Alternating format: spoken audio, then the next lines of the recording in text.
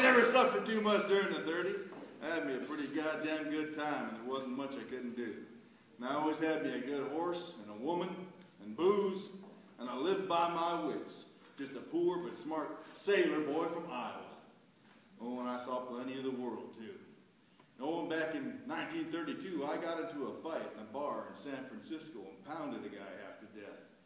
A couple more punches for me would have been the marble orchard for him. I could sure hit. Well, with my crime sheet and now this, there weren't no way I wasn't going behind bars for a long time. And let me tell you, back then, the Navy brig was worse than any old Siberia.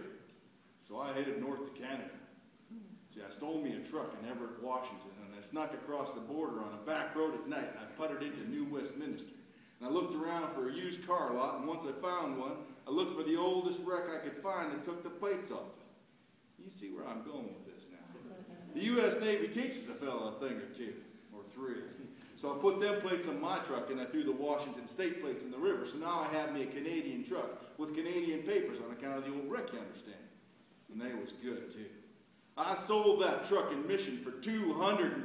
It was a good truck. Plus, I sold the box of tools I found under the front seat. And I had me a stake of $275, plus what was ever left of my Navy pay after I bought some clothes that night after that fight in the bar. I took the bus to the Caribou. Jesus Christ, what a ride that was. I got off in Clinton. I bought myself a horse and a saddle and a bit of an outfit. And I spent the next week up in them hills learning to ride that horse. It was a brown gelding, and it had it in for me every morning, every day for 5 years. Many a stick I broke on him. I bought me a pack mule for $5, and I loaded her up, and I headed over across to the country up against the Fraser River. I got me a woman, too.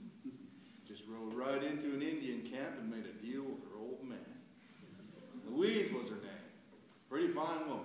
Well, hell, a girl back then. For $10 and one steer I'd rustled up along the way. She even came with her own horse with them Indian script ponies that go on forever. You know, her old man, he had a Winchester 4440 I liked. He sold me that for $10 too, but you know, I think he skinned me on that one. Anyhow, he threw in a box of shells, so I said, all right, Louise, you pack up whatever belongs to you, we'll head out. But you ever heard of an Indian gal with a hope chest? Well, she had a few things, of course. She had her clothes, she had a few blankets. Oh, she had a real good skinning knife. Oh, a pail of pretty rocks and things she'd gathered from the creeks over the years. Oh, and she had a whack of them pamphlets, them brochures, you know, the kinds the priests and missionaries give out, the ones with the pictures of God and Jesus all floating up in the sky.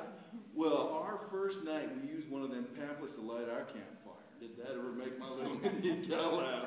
She laughed and laughed. So much for religion in the Woods household.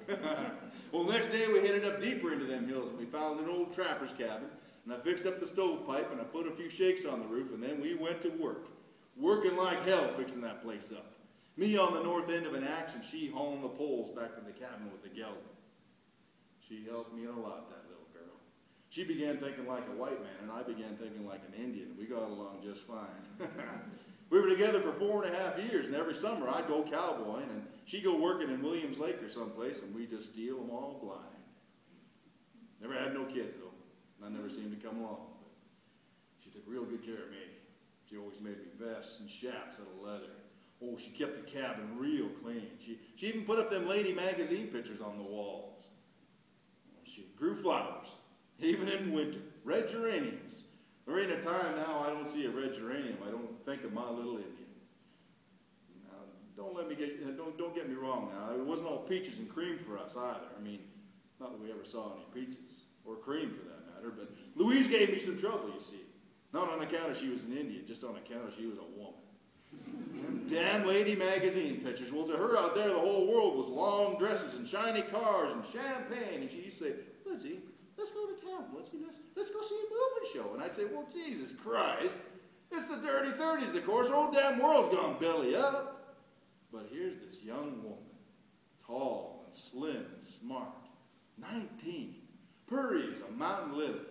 She'd never heard a radio or saw a moving show or wore a right dress. Well, Jesus Christ, it was only a matter of time until I gave in and I said, all right, you pack up your duds and we'll go down into Clinton and catch the PGE out to the big town of Vancouver. Well, she was like a kid with a new red wagon. We were going to live and love it up and no bullshit about it. So a couple of days later, I went out back and saddled up the horses. Now, when I came around front, well, you can believe me if you want or not, but if you don't, to hell with you. But when I came out front, she had on this outfit I could not believe.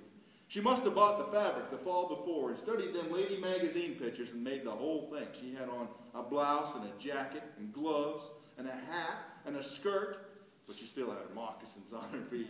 Anyway, I oohed and awed, and it made her giggle and laugh a bit, and then we saddled up. Of course, Louise was side saddled on account of the skirt. Side saddle on a western saddle. Lady like as hell. Anyhow, first creek we come to, that damn Indian scrub pony of hers got an eyeful of that red dress. Well, red, hell, it was scarlet. Anyway, it was enough to make that horse skitter and jump sideways, and of course, Louise being side saddle, she went tumbling off, not sliding, and I heard this crack. This distinct crack.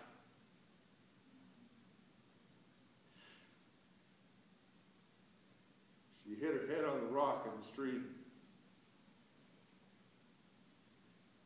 I figured she was dead before I got to her, and she was. Not even so much as a smile for me in the end, just dead. Anyhow, I tied her up onto her pony, and I led her down the trail about 20 miles to her dad's place. We got there before nightfall. In the morning, we buried her in her pink and scarlet city clothes up by some pretty poplars out of sight. Just me and Louise. Never had no preachers. Never even thought of a preacher. And all your goddamn social insurance cards and car insurance cards and big census book in Ottawa didn't exist for us. It was just me and her people. And I stood at the head of the grave, and her brothers and cousins poured in the dirt on top of the board casket, and I said, "Goodbye, Louise. I loved you, and I'm glad you never saw no damn city." So I told her family the cabin and everything that was in it was theirs. If they wanted it, I was leaving. Her young brother Manuel, he said he was going to make a white cross and mark the grave, and he'd paint a picture of it and send it to me if he knew where I was going to be. And I said, well, hell, I don't know where I'm going to be. So I got back on that horse, that same damn brown gelding I first rode into that country on, and first saw Louise. I rode the hell out of that godforsaken place, and I never went back.